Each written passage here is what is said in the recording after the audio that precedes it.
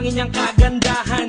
Ngunit sa kanyang pormahan, ako ay nag-alinlangan. Ang pula ng kanyang labi, ang tangos pa ng ilong. Laging jersey ang suot, naka-3/4 pang maong. Flawless ang kanyang kutis at hubog ng katawan. At pag siya ay dumaan,